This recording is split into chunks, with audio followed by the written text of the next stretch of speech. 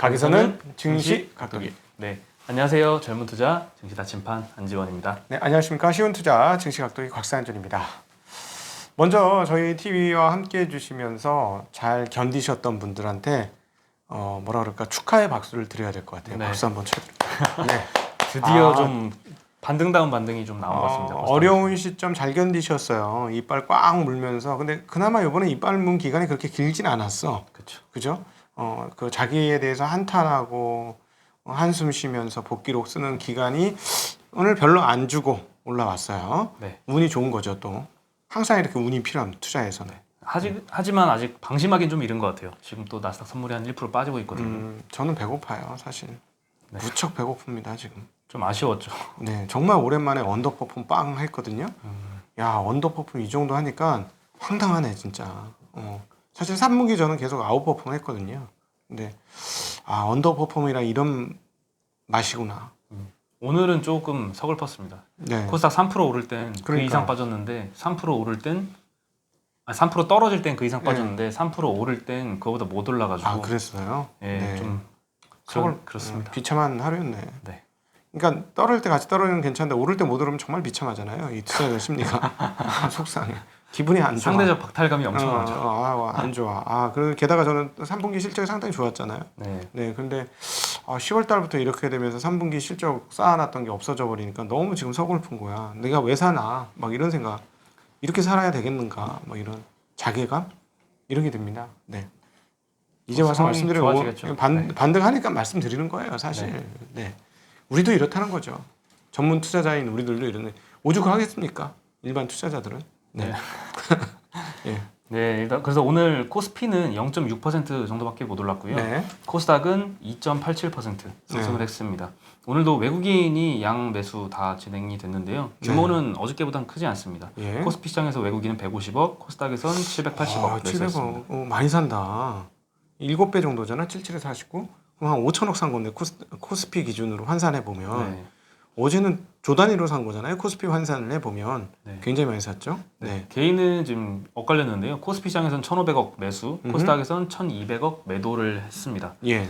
왜 코스피에는 사고 코스닥에서는 매도를 했을까요? 반대 매매. 반대 매매. 반대 매매 끝 매매. 네. 어제도 사실 반대 매매가 조금 나왔었는데. 예, 신용 잔고가 꽉 찼기 때문에 반등했을 때 안 되겠다. 도저히 안 되겠다.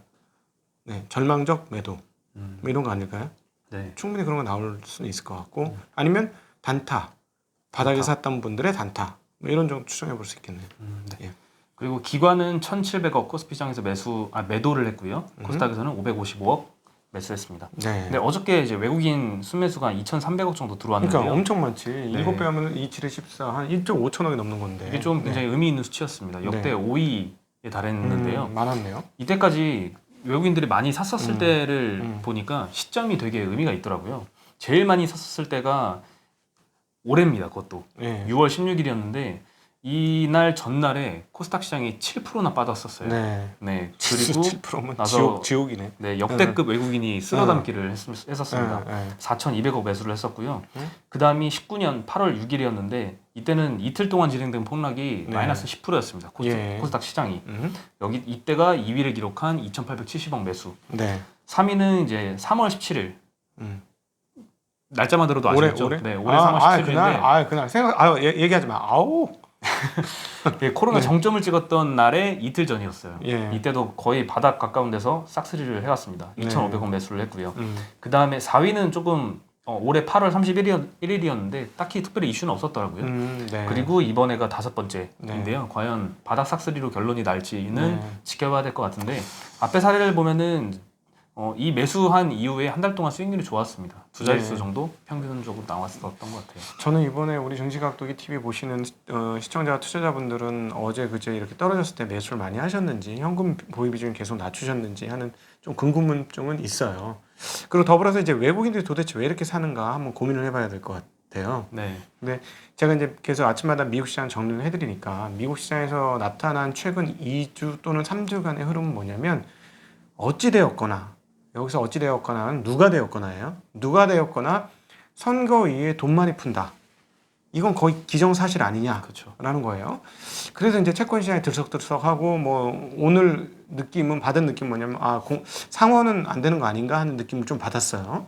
아니면 또 트럼프가 많이 약진했다 이런 느낌? 시장을 통해서 읽어보는 미국 시장의 선거 판세예요. 네. 계속 바뀌어. 지난주까지는 거의 압도적이었어. 그 이번 한 이후부터 거의 압도적이 되다가 슬슬슬슬 넘어오고 있는 그런 분위기가 있는데, 그러나 어쨌든 우리 입장에서 보면은 돈은 많이 풀 거다, 누가 되든지 간에.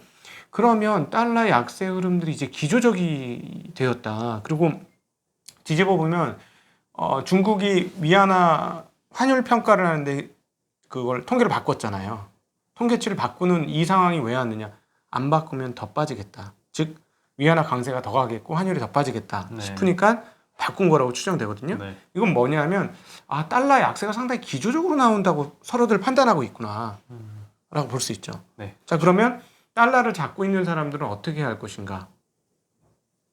통화가 가장 좋고 경기 상황이 가장 좋은 국가에 투자를 해야 되겠죠. 네. 그 중에 하나가 중국이고 그 중에 그 다음이 한국 아니에요? 결국 이건가요? 뭐 이런 느낌이 자꾸 들어요. 물론 확인은 조금 더 해봐야 되겠지만 사실 이미 그렇게 했어야 돼. 그래서 제가 여유 있게 보다가 이번에 10월달에 좀 당한 건데, 이미 그렇게 했어야 되는데 이제서야 지금 이러고 있는데 한번 좀 더 확인해 보시면 좋을 것 같아요. 만약 이거면 오히려 선거 이후에 기조적으로 들어올 수도 있습니다. 네. 실제로 중국으로 돈이 많이 쏠리고 있는데 중국 네. 시장의 GDP 성장률만 봐도 딱 음. 올해 혼자 플러스잖아요. 네. 그것도 그렇고 국내에서도 오늘 모건 스탠리 리포트가 나왔거든요. 모건 스탠리 데이탄 이코노미스트가 네. 한국 경기가 내년에 골디락스로 진입할 거다. 고맙네. 말만 들어도. 골디락스가 뭐야? 뜨거운 스푼, 안 뜨거운 스푼 그거죠? 네. 엄청난 장세가 내년에 펼쳐질 거다라고 네, 얘기를 하는데, 뭐 이유는 일단 한국 GDP는 2021년 1분기부터 네. 코로나 이전 수준으로 돌아갈 거다. 네. 예, 이미 끝났다. 내년부터는 다시 정상 궤도다. 사실 다른 나라에 비하면 우린 코로나 없는 거지 지금 정도. 그렇죠. 지금 100명 정도 발생하고 있는데요. 막 5만 명씩 다. 미국, 유럽 이런 데는 최고치를 찍고 있습니다. 그러니까요. 데일리 확진자가. 네. 네. 그래서 코로나로 인한 기저 효과 그리고 안정적인 인플레이션, 통화 완화 정책의 조합이 굉장히 긍정적이고, 그다음에 코로나에 대한 제도적 대응도 좋았다. 그리고 수출이 영향을 거의 받지 않았다. 어저께 수출 데이터 말씀드렸잖아요. 네네. 15% 이상 자동차 반도체 쪽에서 나왔는데 네. 우리나라는 수출이 70%잖아요. GDP 예. 구성이 70%인데 여기서 사실 안정적으로 나오면 GDP도 네. 긍정적으로 볼 수 있겠죠. 그렇죠. 네. 네. 그리고 이제 업황이 한국에 유리한 업황들이 좋아요. 지금 오늘도 빅테크 5들이 다 좋았잖아요. 미국 시장에서. 네. 그러니까는 또 코로나, 걔네들은 코로나고 우린 코로나 아니야. 그러면은 다른 나라 거보다 우리 거 더 아무래도 더 땡기고 싶지 않을까요? 네. 그럴 네. 것 같아요. 네. 네. 향후 수출 전망 또한 이제 지난 2분기가 저점이었다. 앞으로는 계속 개선될 일만 남았다. 네. 결론은 내년부터 골디락스.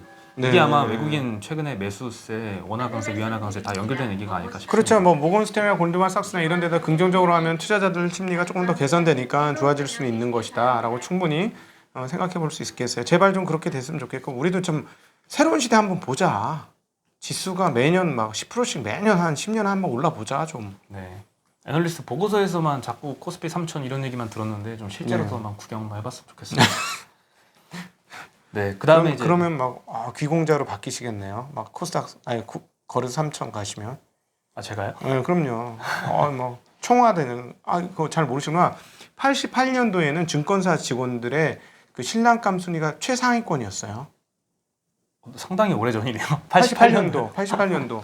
그러다가 최근에는 이제 제일 바닥권이죠. 그렇죠. 없지. 리스트에 없어. 리스트에 증권사에서는 삑 지우지. 막 이랬어. 다시 새 장가 가겠다 그러시면 안 됩니다. 그렇죠. 네. 저는 사실 좋은 때 와서 그때 시대를 제가 못 겪어봐서 네. 증권맨 신랑감 하면은 진짜 좀 위험하지 않나? 진짜 좋을 때 있었어요. 2000년에도 참 좋았는데 진짜 80년대가 최고였어. 그때 그래가지고 우리 선배들 보면 87년, 88년에 입사한 선배들이 가장 똑똑하고 잘난 사람들이야. 은행에서 제일 잘 나가던 분들이 다시 이쪽으로 이직해서 오신 분들이 많았어요. 그분들 거의 대부분 망하긴 했어. 네. 그게 다 시황하고 연결돼. 그럼요. 좋을 때 오면 안 되는 거야. 우리는 항상 좋을 때는 사람 많이 모일 때는 가지 마. 안 좋을 때 오셔야 돼. 안 좋을 때는 긍정적으로, 좋을 때는 경계감으로 항상. 네. 예. 그리고 오늘 문재인 대통령이 국회에서 2021년도 예산안 시정연설을 했거든요. 네. 여기서 제일 많이 강조했던 게 경제, 한국판 뉴딜이었습니다. 뉴딜이었죠. 네. 간단하게 요약해드리면 지역 경제 활력을 위한 정책 자금을 대폭 확대해서 73조 원을 공급하고 네. 생활 SOC 투자에 11조 원을 확대 투입하겠다. 총 160조 원이 투입되는 한국판 뉴딜에 내년도 국비 21조 원을 포함한 32조 5천억을 투입해서 국비 21조. 네. 36만 개 일자리를 창출하겠다. 그린 뉴딜에 8조 원을 투자해서 2050년 탄소 중립을 목표로 나가고 석탄 발전을 재생에너지로 대체하겠다. 그런 점도 강조를 했습니다. 석탄 발전이 지금 거의 절반 정도인데. 네. 이거 근데 그 아까 판돈이 21조라 죄송합니다. 판돈이라고. 저 국비 21조 이거 무서운 거예요. 이거 굉장히 무서운 거예요. 왜냐하면 국비를 보통 투자를 하면은 국비만 21조하고 끝나는 게 아니고 이게 예를 들어서 내가 5% 10% 종잣돈 될 테니까 너희들 붙어. 네. 이렇게 되는 거잖아요. 그러니까 자금 사이즈가 굉장히 커질 수 있다는 거죠. 네. 그래서 오늘 이쪽 업종들이 그냥 다 난리가 났었죠. 네. 네. 그래서 오늘 풍력, 수소 이런 쪽이 인기가 태양광 굉장히 좋았었는데요. 네. 유니슨 10%, CS 윈드 8%, 세진중공업 8%, 두산 피오셀 8.5%, SP오셀 7% 다 좋았습니다. 그동안 풍력 때문에 아주 이빨 그냥 다 빠질 것 같았던 최근에 분들 조정이 많았었죠. 네. 고생 많으셨는데 오늘 정말 다행입니다. 네. 네, 사실 외국에서는 신재생 에너지가 주가가 우리나라처럼 이렇게 조정을 크게 받지는 않았거든요. 근데 우리나라만 조정을 많이 받았었는데 오늘부터 다시 반등이 고민을 해봐야 되는데 우리 이제 이때 냉정하게 한번 말씀드릴게요. 한국에선 풍력할 거 없어요. 진짜 냉정하게 말씀드릴게요. 어디다 할 건데 이 바닷가 이렇게 둘러서 하면 끝이야. 할 거 없어. 아시아에서는 어느 나라가 제일 각광을 받냐면 대만, 그다음 베트남 이런 국가들이에요. 바람 많이 불고 바닷가 근처. 그렇죠. 예, 바람이 많이 불어야죠. 바람이 많이 불었는데 우리나라 바람 많이 안 불어요. 네, 울돌목 얼음 몇 개나 심을 건데. 그러니까 그게 문제인 거야. 그래서 우리나라는 좀 뻔히 정해져 있어요. 그래서 이게 풍력을 하실 때는 일단 이게 생겨서 이게 테마로 만들어져 가지고 올라가는 거는 그래 그럴 수 있지 시장이 그러니까. 근데 계속적으로 잘 되려면 해외 시장을 뚫은 기업이 돼야 되는 거예요. 네. 그래서 그거는 꼭 구분을 하시는 투자를 하셨으면 좋겠다는 말씀 드리고 싶습니다. 네. 그리고 오늘 또 컸던 뉴스가 LG화학의 물적 분할에 대해서 국민연금이 반대표를 던지겠다라고 했습니다. 이번 달 30일에 임시주총이 예정이 되어 있거든요. 이때 물적 분할 안건을 다룰 예정인데요. 국민연금에서 얘기하기론 이 분할의 취지는 공감하지만 지분 가치 희석 가능성 등 주주 가치 훼손 우려가 있다라고 얘기를 하면서 반대를 했습니다. 아마 소액주주들의 반대를 고려를 한 게 아닌가 싶습니다. 이 얘기 듣고 제 생각 딱 떠오른 거 그냥 솔직하게 말씀드릴까요? 네, 말씀해 주시죠. 네, 안 될 거 알고 하는구나. 안 될 걸 알고 그래도 그냥 안 되지. 이거 국민연금 우리한테 큰 고객인데. 죄송합니다. 취소하겠습니다. 네. 예. 빠른 정정 감사합니다. 네. LG화학 측에서는 이제 세계 최대 의결권 자문기관인 ISS 그리고 국내 기관인 한국지배기업연구원이 대부분 찬성을 했다. 그래서 국민연금의 반대에 대해서 안타깝게 생각한다라고 했고요. LG화학의 사실 주주 구성을 보면 어느 정도 예견이 될 것 같은데 LG 등 주요 주주가 30%고요. 국민연금이 10%입니다. 10%. 그리고 외국인 투자자가 40%. 외국인 투자자 40%. 기관 투자자 8%, 개인 12%. 네. 그래서 여기서 국민연금 10% 반대하고 개인 12% 반대하면은 한 대충 20% 조금 넘거든요. 네. 기관 투자자를 포함을 다 끌어들인다고 해도 30%라서 네. 사실 이 외국인이 그 지배 의결권 자무사들의 손을 들어준다고 하면은 아마 쉽지 않은 게임이 될 것 같습니다. 네. 저 뭐 개인적으로는 통과될 것 같으네요. 그냥 물적 분할이 통과될 것 같습니다. 만약 계속 말씀드리면 물적 분할했을 때 지금 어디죠? 그저께죠. 제가 FSD와 LG화학 4680이라고 아침에 보시면 26분짜리 했는데 그 중에 10분부터 그 얘기 하거든요. 거기 한번 찾아서 들어보시면 그 얘기 나오는데요. LG화학이 4680을 한다면 테슬라가 주주로 들어올 가능성이 상당히 높습니다. 그냥 그거는 논리 전개상 그렇게 충분히 생각해 볼 수 있어요.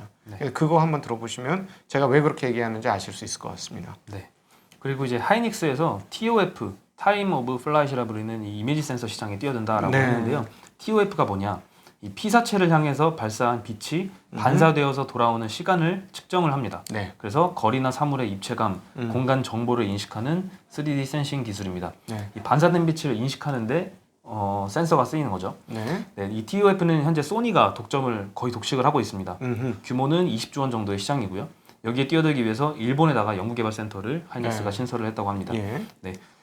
하루 전날 이제 어저께 코엑스에서 반도체 대전 2020이라고 행사가 네네. 열렸었는데요. 네. 이때 10마이크로미터 픽셀로 구성된 TOF 센서를 한번 선보였습니다. 아직 상용화는 안 됐고요. 네.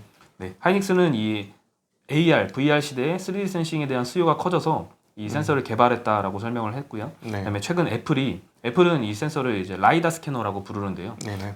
이 TOF를 아이폰과 아이패드에 탑재를 하면서 네. 최근에 시장에 주목을 좀 받고 네, 있습니다. 이제 12 프로에 아이패드 프로에 한번 붙였고요. 이제 본격적으로 12에 나오기 시작하는 거죠. 네. 네, 이거는 공간감을 주는 거기 때문에 저희가 그때 이것도 우리가 한번 했어요. 이 그 애플의 AR, VR과 관련해 갖고 TOF 카메라 관련했는데 이렇게까지 상상할 수 있을 것 같아요. 글라스를 끼고 글라스에서 여기다 화면을 비춰주는 거죠. 근데 이거를 터치를 해야 되는데 공간에서 터치할 수 있도록 만들어 주려면 TOF 카메라가 필요하다는 거예요. TOF 센서가. 네. 그러니까 뭐냐면 앞뒤 전후 좌우 이 공간감을 통해서 허공에다 찍었을 때 인식을 하게 되는 그런 것까지 갈 수 있다라는 네. 것이죠. 그래서 그런 측면에서 아마 사용하지 않을까 상상력을 돌려봤어요. 워낙 기발한 애들이라 상상력을 많이 돌려야 될 것 같아. 좀 과하게 상상력을 돌려도 진짜 하더라고. 네. 네. 근데 어쨌든 이미지 센서 관련해서는 소니가 1등이고요. 2등이 어디요? 삼성이죠. 삼성전자가 2등이고 이제 하이닉스도 거기 하겠다는데 기술자들 얘기 들어보면 반도체에 비해서는 좀 쉽대요. 네, 이게 조금 쉽답니다. 근데 어차피 어쨌든 그 점유율 싸움이라서 같이 이제 뛰어드는 거네요. 네. 다음으로는 이제 알리바바 소식인데요. 알리바바 자회사 엔트그룹이 있죠. 네, 파이낸스 그룹이죠. 네, 다음 달 초에 상장을 할 건데요. 네. 상해와 홍콩 시장에 이중 상장을 합니다. 네. 근데 예상 시가총액이 350조 원에 달한다고 합니다. 삼성전자네. 삼성전자가 네, 삼성전자네. 야, 알리바바의 자회사인데 자회사가 삼성전자만 진짜 합니다. 시장이 크니까 좋긴 좋다. 네. 엔트그룹은 이제 알리바바에서 분사를 한 모바일 결제 회사고요. 월간 이용자 수가 7억 명입니다. 네. 네, 거의 중국에서 쓰이고 있죠. 신용카드가 없어서 그래. 그쵸. 신용카드 그 영향이 크죠. 우리나라도 사실 이게 되려고 했는데 우리나라는 신용카드가 너무 자리를 잘 잡아가지고 모바일을 신용카드를 하잖아. 네. 신용카드 시장이 딱 다 잘라먹은 거잖아. 그 이번에 삼성카드라든가 카드사들 지금 실적 엄청 좋잖아요. 신한카드라든가 이런 데가. 네. 그러니까 이거 다 잘라먹은 거예요. 한국은. 근데 얘네들은 이게 카드가 아예 없었잖아. 그러니까 바로 이렇게 모바일 결제로 넘어가가지고 이렇게 커진 거죠. 네. 네.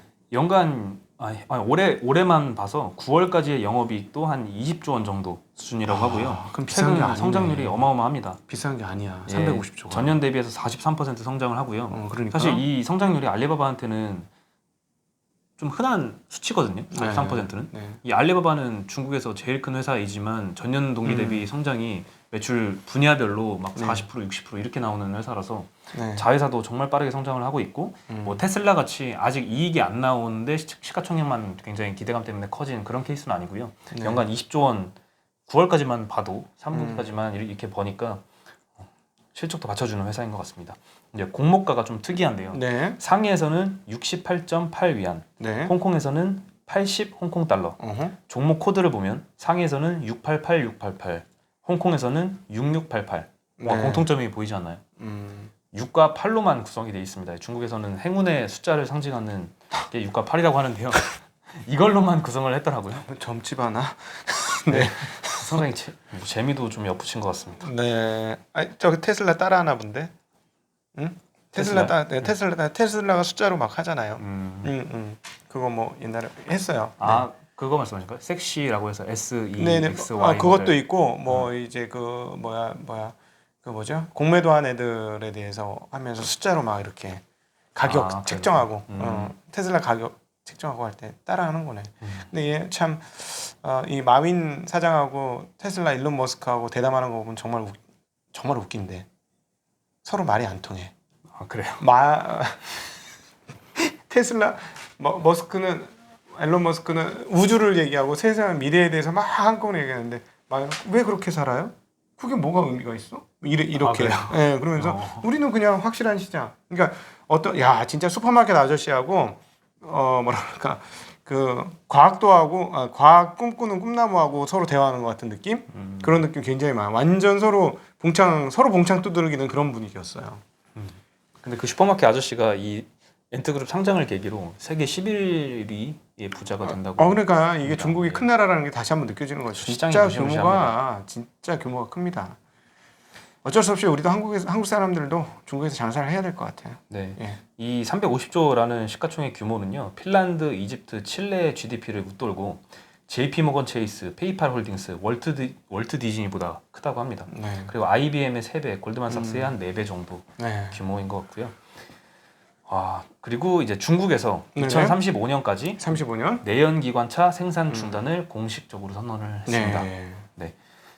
전기차 등 친환경차를 이제 50%, 플러그인 하이브리드를 50% 해가지고 내연기관을 없애겠다라는 목표를 30년 10년 밝혔습니다. 금방 가는데. 네. 그렇죠. 네. 수소차는 2025년에 10만 대, 2035년에 100만 대 수준까지 끌어올리겠다고 목표도 제시를 했고요. 사실 네. 여러 나라들이 이런 선언들을 했잖아요. 그렇죠. 영국은 2035년까지 가솔린차 신규 판매 금지, 캘리포니아에서는 2035년에 내연기관차 퇴출, 네. 프랑스도 2040년 목표로 비슷한 규정을 도입할 예정이라고 예. 하고 있고요.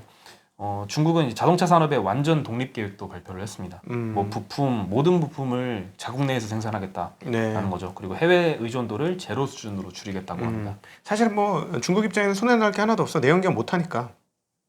그렇죠. 아예 못 하니까. 네. 아예 못 해. 아예 못 해서 어차피 옛날 10년 전부터 전기차로 넘어가기 시작했어요. 그때부터 이거 안 되겠다. 이거 100년 기술 못 따라간다 하고 처음부터 포기했기 때문에 얘네 입장에서 깔끔하지 뭐. 어차피 안 되는 거. 시장만 내주고 있죠. 엄청난 내수 시장을. 네, 그렇죠. 요것과 관련되어서 지금 이 전기차와 친환경과 관련해서 제가 다 이번 주 말고 다음 주에 도기책방에서 물건 이야기라는 책을 가지고 한번 이야기를 좀 드리려고 합니다. 이게 도대체 이 베이스되는 사고가 어디서부터 지금 시작이 됐는지 그 물건 이야기는 2008년도에 나온 책이에요. 이미 오래된 이야기예요, 이게. 네. 그런데 이제 본격적인 기후 변화가 있으면서부터 그 동안에는 설마 했는데 진짜인가? 이렇게 되는 거죠. 그러면서 이러다 진짜 큰일 나겠네. 옛날에는 뻥치지 마 이랬는데 뻥이 아닌 것 같은 거야. 나도 불안한 거지. 과거보다는 기후 변화라고 표현하면 요즘 욕먹지. 기후 위기의 상황들이 자꾸 나타나니까. 근데 이게 이제 오래된 얘기예요. 아주 오래된 얘기고. 그리고 요것과 더불어서 또 최근에 또 읽어야 되는 책이 있어요. 페어로. 앤드류 메가피라는 사람이 지은 피크 이후라는 책이 있어요. 그 책까지는 도기책방에서 안 하려고요. 네. 읽을 게 너무 많아. 그래요? 너무 힘들어. 일주일에 한 권씩 읽어서 말씀드리는데, 네.